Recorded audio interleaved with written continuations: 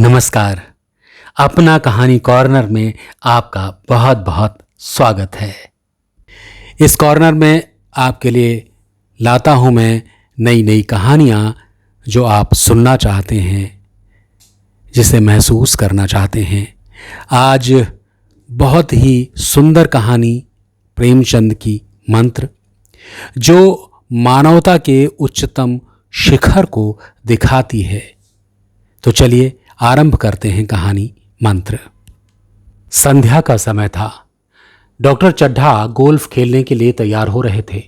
Motor द्वार के सामने खड़ी थी कि दो कहार एक डोली लिए आते दिखाई दिए। डोली के पीछे एक बूढ़ा लाठी टेकता चला आता था। डोली औषधालय के सामने आकर रुक गई। बूढ़े ने धीरे धीरे आकर द्वार पर पड़ी हुई चिक से झांका। ऐसी साफ सुथरी जमीन पर पैर रखते हुए भय हो रहा था कि कोई घुड़क न बैठे। डॉक्टर साहब को खड़े देखकर भी उसे कुछ कहने का साहस न हुआ। डॉक्टर साहब ने चिक के अंदर से गरज कर कहा, कौन है, क्या चाहता है? डॉक्टर साहब ने से हाथ जोड़कर कहा, हुजूर, बड़ा गरीब आदमी हूं, मेरा लड़का कई दिन से। डॉक्टर साहब ने सिगार जलाकर कहा, कल सवेरे आओ, कल सवेरे, हम इस वक्त मरीजों को नहीं देखते। बूढ़े ने घुटने टेककर जमीन पर सिर रख दिया और बोला, दुहाई है सरकार की, लड़का मर जाएगा हुजूर, 4 दिन से आंखें नहीं। डॉक्टर चड्ढा ने कलाई पर नजर डाली। केवल 10 मिनट समय और बाकी था। गोल्फ स्टिक खूंटी से उतारते हुए बोले, कल सवेरे आओ, कल सवेरे, यह हमारे खेलने का समय है। बूढ़े ने पगड़ी उतारकर चौखट पर रख दी और रोकर बोला, हुजूर, एक निगाह देख ले, बस एक निगाह, लड़का हाथ से चला जाएगा हुजूर। 7 लड़कों में यही एक बचा है हुजूर। हम दोनों आदमी रो रो कर मर जाएंगे। सरकार, आपकी बढ़ती होए, दीन बंधु। ऐसे उजट देहाती यहां प्रायः रोज आया करते थे। डॉक्टर साहब उनके स्वभाव से खूब परिचित थे। कोई कितना ही कुछ कहे पर वे अपनी रट लगाए जाएंगे, किसी को सुनेंगे नहीं। धीरे से चिक उठाई और बाहर निकलकर मोटर की तरफ चले। बूढ़ा ये कहता हुआ उनकी पीछे दौड़ा, सरकार, बड़ा धर्म होगा, हुजूर दया कीजिए, बड़ा तीन दुखी हूं सरकार, संसार में कोई और नहीं बाबूजी। डॉक्टर साहब ने उसकी ओर से मुंह फेर कर देखा तक नहीं। मोटर पर बैठकर बोले, कल सवेरे आना। मोटर चली गई। बूढ़ा कई मिनट तक मूर्ति की भांति निश्चल खड़ा रहा। संसार में ऐसे मनुष्य भी होते हैं जो अपने आमोद प्रमोद के आगे किसी की जान की भी परवाह नहीं करते। शायद इसका उसे अब भी विश्वास न आता था। सब संसार इतना निर्मम, इतना कठोर है, इसका ऐसा मर्मभेदी अनुभव अब तक न हुआ था। वो उन पुराने जमाने की जीवों में था जो लगी हुई आग को बुझाने, मुर्दे को कंधा देने, किसी के छप्पर को उठाने और किसी कलह को शांत करने के लिए सदैव तैयार रहते थे। जब तक बूढ़े को मोटर दिखाई दी, वो खड़ा टकटकी लगाए उस ओर ताकता रहा। शायद उसे अब भी डॉक्टर साहब के लौट आने की आशा थी।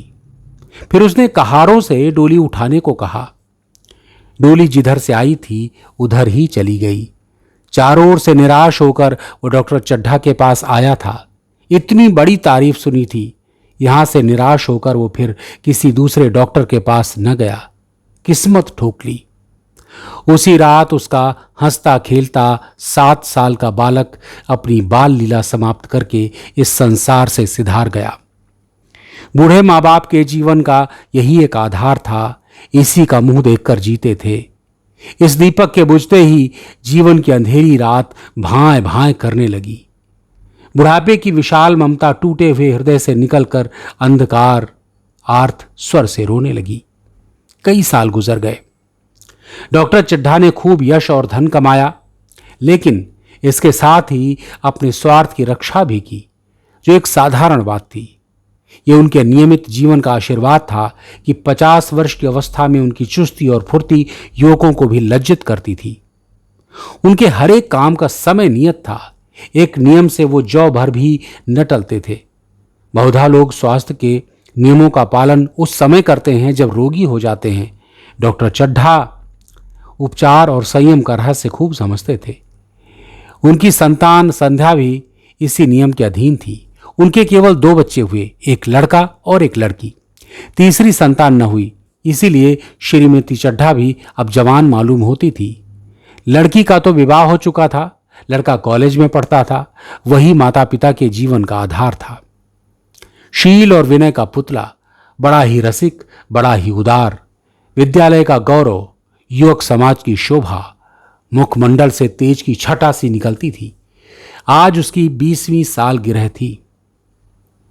संध्या का समय था। हरी हरी घास पर कुर्सियां बिछी हुई थी। शहर के रईस और हुक्काम एक तरफ, कॉलेज के छात्र दूसरी तरफ बैठे भोजन कर रहे थे। बिजली के प्रकाश से सारा मैदान जगमगा रहा था। आमोद प्रमोद का सामान भी जमा था। छोटा सा प्रहसन खेलने की तैयारी थी। प्रहसन स्वयं कैलाशनाथ ने लिखा था। वही मुख्य एक्टर भी थे। इस समय वो एक रेशमी कमीज पहनकर नंगे सिर नंगे पांव इधर से उधर मित्रों की आवभगत में लगा हुआ था। कोई पुकारता, कैलाश जरा इधर आना। कोई उधर से बुलाता, कैलाश क्या उधर ही रहोगे। सभी उसे ही छेड़ते, चूहले करते। बेचारे को जरा दम मारने का अवकाश न मिलता था। सहसा एक रमणी ने उसके पास आकर पूछा, क्यों कैलाश, तुम्हारे सांप कहाँ हैं, जरा मुझे दिखा दो। कैलाश ने उसे हाथ मिलाकर कहा, मृणालिनी इस वक्त क्षमा करो, कल दिखा दूंगा। मृणालिनी ने आग्रह किया ही नहीं, तुम्हें दिखाना पड़ेगा, मैं आज नहीं मानने की, तुम रोज कल कल करते हो। मृणालिनी और कैलाश दोनों सहपाठी थे और एक दूसरे के प्रेम में पगे हुए। कैलाश को सांपों के पालने, खिलाने और नचाने का शौक था। तरह तरह के सांप पाल रखे थे। उसके स्वभाव और चरित्र की परीक्षा करता रहता था। थोड़े दिन हुए उसने विद्यालय में सांपों पर एक मार्के का व्याख्यान दिया था। सांपों को नचाकर दिखाया भी था। प्राणी शास्त्र के बड़े बड़े पंडित भी यह व्याख्यान सुनकर दंग रह गए थे। एक विद्या उसने एक बड़े सपेरे से सीखी थी। सांपों की जड़ी बूटियां जमा करने का उसे मरज था। इतना पता भर मिल जाए कि किसी व्यक्ति के पास कोई अच्छी जड़ी है, फिर उसे चैन ना आता था, उसे लेकर ही छोड़ता था। यही व्यसन था। इस पर हजारों रुपए फूंक चुका था। मृणालिनी के कई बार आ चुकी थी, पर कभी सांपों को देखने के लिए इतनी उत्सुक न हुई थी। कह नहीं सकते आज उसकी उत्सुकता सचमुच जाग गई थी या वो कैलाश पर अपने अधिकार का प्रदर्शन करना चाहती थी। पर उसका आग्रह बेमौका था। उस कोठरी में कितनी भीड़ लग जाएगी, भीड़ को देखकर सांप कितने चौंकेंगे और रात के समय उन्हें छेड़ा जाना कितना बुरा लगेगा, इन बातों का उसे जरा भी ध्यान न आया। कैलाश ने कहा, नहीं, कल जरूर दिखा दूंगा। इस वक्त अच्छी तरह दिखा भी तो न सकूंगा, कमरे में तिल रखने की भी तो जगह न मिलेगी। एक महाशय ने छेड़कर कहा, अरे दिखा क्यों नहीं देते, जरा सी तो बात है, इतना टाल मटोल कर रहे हो। मिस गोविंद हरगिज न मानना, देखे कैसे नहीं दिखाते हैं।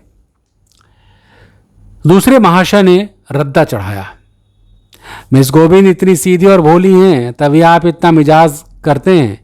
दूसरी सुंदरी होती तो इसी बात पर बिगड़ कर खड़ी होती। तीसरे साहब ने मजाक उड़ाया, अजी बोलना छोड़ देती, भला कोई बात है। इस पर आपका दावा है कि मृणालिनी के लिए जान हाजिर है। मृणालिनी ने देखा कि यशोदे उस पर रंग चढ़ा रहे हैं तो बोली, आप लोग मेरी वकालत न करें, मैं खुद अपनी वकालत कर लूंगी। मैं इस वक्त सांपों का तमाशा नहीं देखना चाहती, चलो छुट्टी हुई। इस पर मित्रों ने ठट्टा लगाया। एक साहब बोले, देखना तो आप सब कुछ चाहें, पर दिखाए भी तो। कैलाश को मृणालिनी की झेपी हुई सूरत को देखकर मालूम हुआ कि इस वक्त इनका इनकार वास्तव में उसे बुरा लगा है। ज्यों ही प्रीतिभोज समाप्त हुआ और गाना शुरू हुआ, उसने मृणालिनी और अन्य मित्रों को सांपों के दरवेश के सामने ले जाकर महुअर बजाना शुरू किया। फिर एक एक खाना खोलकर एक एक सांप को निकालने लगा। वाह क्या कमाल था! ऐसा जान पड़ता था कि वो कीड़े उसकी एक एक बात, उसके मन का एक एक भाव समझते हैं। किसी को उठा लिया, किसी को गर्दन में डाल दिया, किसी को हाथ में लपेट लिया। मृणालिनी बार बार मना करती कि उन्हें गर्दन में न डालो, दूर से ही दिखा दो, बस जरा नचा दो। कैलाश की गर्दन में सांपों को लिपटते देखकर उसकी जान निकली जाती थी, पछता रही थी कि मैंने व्यर्थ ही इनसे सांप दिखाने का कहा, मगर कैलाश एक न सुनता। प्रेमिका के सम्मुख अपने सर्प कला प्रदर्शन का ऐसा अवसर पाकर वो कब चूकता। एक मित्र ने टीका की, दांत तोड़ डाले होंगे। कैलाश हंसकर बोला, दांत तोड़ना मदारियों का काम है, किसी के दांत नहीं तोड़े गए, कहिए तो दिखा दूं। कहकर उसने एक काले सांप को पकड़ लिया और बोला, मेरे पास इससे बड़ा और जहरीला दूसरा सांप नहीं है। अगर किसी को काट ले तो आदमी आनंद फानन में मर जाए, लहर भी ना आए। इसके कांटे पर मंत्र नहीं है, इसके दांत दिखा दूं। मृणालिनी ने उसका हाथ पकड़कर कहा, नहीं नहीं, नहीं, नहीं कैलाश नहीं, ईश्वर के लिए इसे छोड़ दो, तुम्हारे पैर पड़ती हूं। इस पर एक दूसरे मित्र बोले, मुझे तो विश्वास नहीं आता, लेकिन तुम कहते हो तो मान लूंगा। कैलाश ने सांप की गर्दन पकड़कर कहा, नहीं साहब, आप आंखों से देखकर मानिए, दांत तोड़कर वश में किया तो क्या। सांप बड़ा समझदार होता है, अगर उसे विश्वास हो जाए कि इस आदमी से मुझे कोई हानि न पहुंचेगी तो उसे हरगिज न काटेगा। मृणालिनी ने जब देखा कि कैलाश पर इस वक्त भूत सवार है तो उसने तमाशा न करने के विचार से कहा, अच्छा भाई, अब यहां से चलो। देखा, गाना शुरू हो गया है, आज मैं भी कोई चीज सुनाऊंगी। ये कहते हुए उसने कैलाश का कंधा पकड़कर चलने का इशारा किया और कमरे से निकल गई। मगर कैलाश विरोधियों का शंका समाधान करके ही दम लेना चाहता था। उसने सांप की गर्दन पकड़कर जोर से दबाई, इतनी जोर से दबाई कि उसका मुंह लाल हो गया, देह की सारी नसें तन गई। सांप ने अब तक उसके हाथों ऐसा व्यवहार न देखा था। उसकी समझ में ना आता कि मुझसे क्या चाहते हैं। उसे शायद भ्रम हुआ कि मुझे मार डालना चाहते हैं, अतः वो आत्मरक्षा के लिए तैयार हो गया। कैलाश ने उसकी गर्दन खूब दबाकर मुंह खोल दिया और उसके जहरीले दांत दिखाते हुए बोला, जिन सज्जनों को शक हो आकर देख लें। आया विश्वास या भी कुछ शक है? मित्रों ने आकर उसके दांत देखे और चकित हो गए। प्रत्यक्ष प्रमाण के सामने संदेह को स्थान कहां।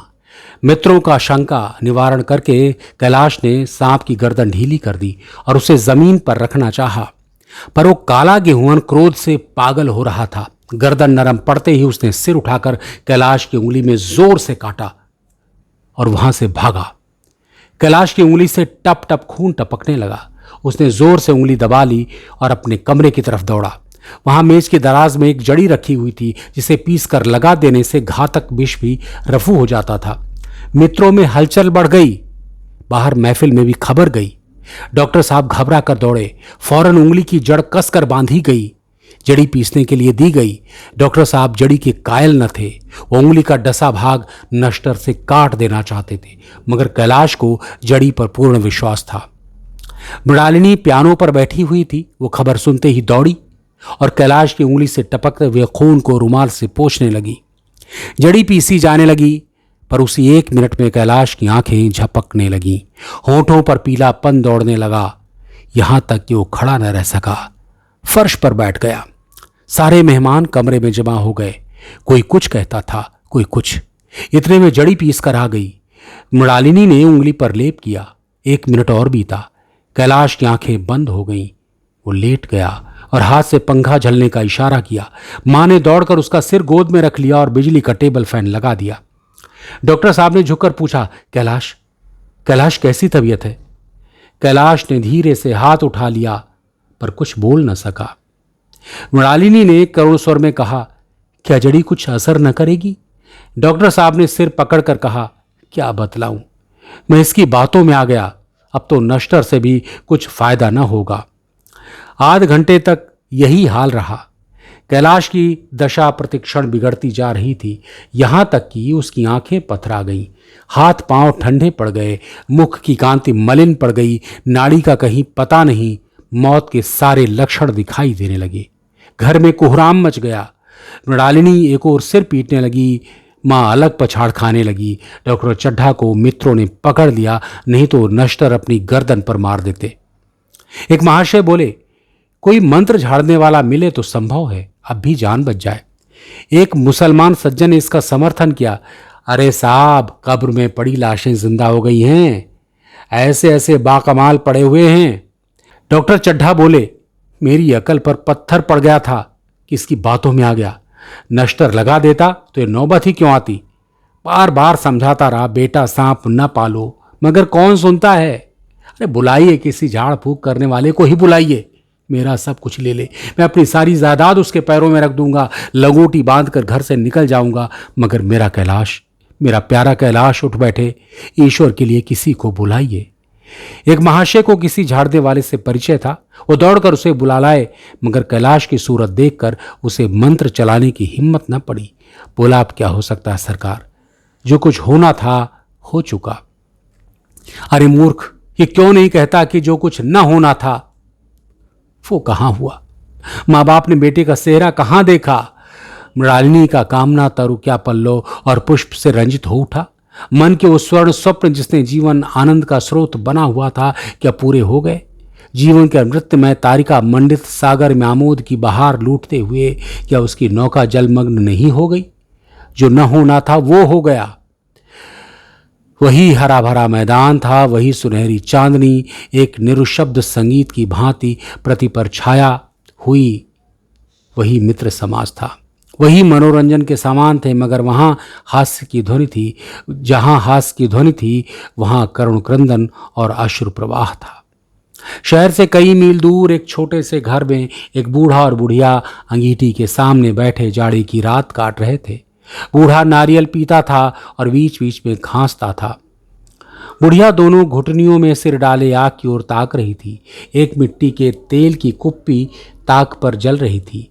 घर में न चारपाई थी न बिछौना, एक किनारे थोड़ी सी पुआल पड़ी हुई थी। इसी कोठरी में एक चूल्हा था। बुढ़िया दिन भर उपले और सूखी लकड़ियां बटोरती थी। बूढ़ा रस्सी बट कर बाजार में बेच आता था। यही उनकी जीविका थी। उन्हें न किसी ने रोते देखा था न हंसते। उनका सारा समय जीवित रहने में कट जाता था। मौत द्वार पर खड़ी थी, रोने या हंसने की कहाँ फुर्सत। बुढ़िया ने पूछा, कल के लिए सन तो है नहीं, काम क्या करोगे। जाकर झगड़ू साहू से 10 सेर सन उधार लाऊंगा। उसने पहले के पैसे तो दिए ही नहीं और उधार कैसे देगा। अरे न देगा न सही, घास तो कहीं नहीं गई, दोपहर तक क्या 2 आने की भी न काटूंगा। इतने में एक आदमी ने द्वार पर आकर आवाज दी, भगत भगत क्या सो गए, जरा किवाड़ खोलो। भगत ने उठकर किवाड़ खोल दिए। एक आदमी ने अंदर आकर कहा, अरे कुछ सुना, डॉक्टर चड्ढा बाबू के लड़के को सांप ने काट लिया। भगत ने चौंक कर कहा, अरे चड्ढा बाबू के लड़के को, वही चड्ढा बाबू है ना जो छावनी में बंगले में रहते हैं। हाँ हाँ वही। अरे शहर में हल्ला मचा हुआ है, अरे जाते हो तो जाओ, आदमी बन जाओगे। बूढ़े ने कठोर भाव से सिर हिलाकर कहा, मैं नहीं जाता। अरे मेरी बला जाए, वही चड्ढा हैं, खूब जानता हूं। भैया लेकर उन्हीं के पास गया था, खेलने जा रहे थे, पैरों पर गिर पड़ा कि एक नजर देख लीजिए, मगर सीधे मुंह से बात तक न की। भगवान बैठे सुन रहे थे। अब जान पड़ेगा कि बेटी का गम कैसा होता है। कई लड़के हैं। नहीं जी, यही तो एक लड़का था, सुना है सबने जवाब दे दिया है। भगवान बड़ा कारसाज है। उस वक़्त मेरी आंखों से आंसू निकल पड़े थे, पर उन्हें तनिक भी दया न आई थी। मैं तो उनके द्वार पर होता तो भी बात न करता। अरे तो न जाओगे, हमने जो सुना था सो कह दिया। अच्छा किया, अच्छा किया, कलेजा ठंडा हो गया, आंखें ठंडी हो गई, लड़का भी ठंडा हो गया होगा। तुम जाओ, आज चैन की नींद सोऊंगा। अरे जरा जरा तंबाकू ले ले, एक चिलम और पीऊंगा। अब मालूम होगा लाला को, सारी साहबी निकल जाएगी। हैं, हमारा क्या बिगड़ा, लड़के के मर जाने से कुछ राज तो नहीं चला गया। जहां 6 बच्चे गए थे वहां एक और चला गया। तुम्हारा तो राज सूना हो जाएगा। उसी के वास्ते सबका गला दबा दबा कर जोड़ा था ना। अब क्या करोगे। एक बार देखने जाऊंगा, पर कुछ दिन बाद मिजाज का हाल पूछूंगा। आदमी चला गया। भगत ने किवाड़ बंद कर लिए। तब चिलम पर तंबाकू रखकर पीने लगा। बुढ़िया ने कहा, इतनी रात गए, जाड़े पाले में कौन जाएगा। अरे दोपहर ही होता तो मैं न जाता, सवारी दरवाजे पर लेने आती तो भी न जाता। भूल गई क्या। हैं, भूल नहीं गया हूं। पन्ना की सूरत आंखों में फिर रही है। उस निर्दयी ने उसे एक नजर तक देखा नहीं। क्या मैं न जानता था कि वो न बचेगा। अरे खूब जानता था। चड्ढा भगवान नहीं थे कि उनके एक निगाह देख लेने से अमृत बरस जाता। अरे नहीं, खाली मन की दौड़ थी। अब किसी दिन जाऊंगा और कहूंगा, क्यों साहब, कहिए क्या रंग हैं। दुनिया बुरी कहेगी, कहे, कोई परवाह नहीं। छोटे आदमियों में तो सब ऐब होते हैं, बड़ों में कोई ऐब नहीं होता, देवता होते हैं। भगत के लिए ये जीवन में पहला अवसर था कि ऐसा समाचार पाकर वो बैठा रह गया हो। 80 बरस के जीवन में ऐसा कभी न हुआ था कि सांप की खबर पाकर वो दौड़ न गया हो।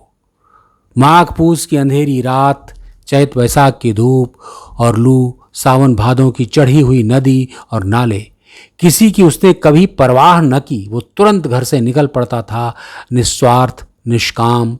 लेन देन का विचार कभी दिल में आया ही नहीं। जान का मूल्य भला कौन दे सकता है। ये एक पुण्य कार्य था। सैकड़ों निराशों को उसके मंत्रों ने जीवन दान दे दिया था, पर आज वो घर से कदम नहीं निकाल सका। ये खबर सुनकर सोने जा रहा था। बुढ़िया ने कहा, तंबाकू अंगीठी के पास रखी हुई है, उसके भी आज 2.5 पैसे हो गए हैं, देती ही न थी। बुढ़िया ये कहकर लेटी। बूढ़े ने कुप्पी बुझाई, कुछ देर खड़ा रहा, फिर बैठ गया, अंत को लेट गया। पर यह खबर उसके हृदय पर बोझ की भांति रखी हुई थी। उसे मालूम हो रहा था उसकी कोई चीज खो गई है, जैसे सारे कपड़े गीले हो गए हों या पैरों में कीचड़ लगा हुआ हो, जैसे कोई उसके मन में बैठा हुआ उसे घर से निकालने के लिए कुरेद रहा हो। बुढ़िया जरा देर में खर्राटे लेने लगी। बूढ़े बात करते करते सोते हैं और जरा सा खटा होते ही जागते हैं। तब भगत उठा, अपनी लकड़ी उठा ली और धीरे से किवाड़ खोले। बुढ़िया ने पूछा, कहाँ जाते हो? अरे कहीं नहीं, देखता था कि कितनी रात है। अरे अभी बहुत रात है, सो जाओ। नींद नहीं आती। नींद काहे आवेगी, मन तो चड्ढा के घर पर लगा हुआ है। चड्ढा ने मेरे साथ कौन सी नेकी कर दी जो वहां जाऊं, वहां कर पैरों पड़े तब भी न जाऊं। उठे तो तुम इसी इरादे से हो। अरे नहीं री पागल, पागल नहीं हूं ऐसा जो मुझे कांटे बोए उसके लिए फूल बेता फिरूं। बुढ़िया फिर सो गई। भगत ने किवाड़ लगा दिए और फिर आकर बैठ गया। पर उसके मन की कुछ ऐसी दशा थी जो बाजे की आवाज में कान पड़ते ही उपदेश सुनने वालों की होती है। आंखें चाहे उपदेशक की हों, पर कान बाजे की ही ओर होते हैं। दिल में भी बाजे की ध्वनि गूंजती रहती है। शर्म के मारे जगह से नहीं उठता। निर्दयी प्रतिघात का भाव भगत के लिए उपदेशक था, पर हृदय उस अभागे युवक की ओर था जो इस समय मर रहा था, जिसके लिए एक एक पल का विलंब घातक था। उसे फिर किवाड़ खोले इतने धीरे से कि बुढ़िया को खबर भी न हुई। बाहर निकल आया। उसी वक्त गांव को चौकीदार गश्त लगा रहा था। बोला, कैसे उठे भगत? आज तो बड़ी सर्दी है, कहीं जा रहे हो क्या? भगत ने कहा, अरे नहीं जी, जाऊंगा कहाँ, देखता था अभी कितनी रात है, भला कै बजे होंगे? चौकीदार बोला, 1 बजा होगा और क्या। अभी थाने से आ रहा था। डॉक्टर चड्ढा बाबू के बंगले पर बड़ी भीड़ लगी हुई है। उनके लड़के का हाल तो तुमने सुना होगा, कीड़े ने छू लिया है, चाहे मर भी गया हो। तुम चले जाओ तो शायद बच जाए। सुना है बल्कि 10,000 तक देने को तैयार हैं। भगत, मैं तो न जाऊं, चाहे वो 10 लाख भी दें। मुझे 10,000 या 10 लाख लेकर करने क्या हैं? कल मर जाऊंगा, फिर कौन भोगने वाला बैठा है? चौकीदार चला गया। भगत ने आगे पैर बढ़ाया। जैसे नशे में आदमी की देह अपने काबू में नहीं रहती, पैर कहीं पड़ता है, कहता कुछ है, जबान से निकलता कुछ है। वही हाल इस समय भगत का था। मन में प्रतिकार, पर कर्म मन के अधीन न था। जिसने कभी तलवार नहीं चलाई वो इरादा करने पर भी तलवार नहीं चला सकता। उसके हाथ कांपते हैं, उठते ही नहीं। भगत लाठी खट खट करता लपका चला जाता था। चेतना रोकती थी पर उपचेतना ठेलती थी। सेवक स्वामी पर हावी था। आधी रात निकल जाने के बाद सहसा भगत रुक गया। हिंसा ने क्रिया पर विजय पाई। मैं यूं ही इतनी दूर चलाया। इस जाड़े पाले में मरने की मुझे क्या पड़ी थी? आराम से सोया क्यों नहीं? नींद ना आती न सही, 2-4 भजन ही गाता, व्यर्थ इतनी दूर दौड़ाया। चड्ढा का लड़का मरे या रहे मेरी बला से। मेरे साथ उन्होंने ऐसा कौन सा सलूक किया था मैं उसके लिए मरूं? हैं? दुनिया में हजारों मरते हैं, हजारों जीते हैं, मुझे किसी से मरने जीने से क्या मतलब। मगर उपचेतन ने अब एक दूसरे का रूप धारण कर लिया। जो हिंसा से बहुत कुछ मिलता जुलता था वो झाड़ फूंक करने नहीं जा रहा। वो देखेगा कि लोग क्या कर रहे हैं। डॉक्टर साहब का रोना पीटना देखेगा, किस तरह सिर पीटते हैं, किस तरह से पछाड़े खाते हैं। वे लोग तो विद्वान होते हैं, सब्र कर जाते होंगे। हिंसा भाव को यों धीरज देता हुआ वो फिर आगे बढ़ा। इतने में दो आदमी आते दिखाई दिए। दोनों बातें करते चले आ रहे थे। चड्ढा बाबू का घर उजड़ गया। वही तो एक लड़का था। भगत के कान में आवाज पड़ी, उसकी चाल और भी तेज हो गई। थकान के मारे पांव न उठते थे। शिरोभाग इतना बढ़ा जाता था मानो अब मुंह के बल गिर पड़ेगा। इस तरह कोई 10 मिनट चला होगा कि डॉक्टर साहब का बंगला नजर आया। बिजली की बत्तियां जल रही थी मगर सन्नाटा छाया हुआ था। रोने पीटने की आवाज भी ना आती थी। भगत का कलेजा धक धक करने लगा। कहीं मुझे बहुत देर तो नहीं हो गई। वो दौड़ने लगा। अपनी उम्र में वो इतना तेज कभी न दौड़ा था।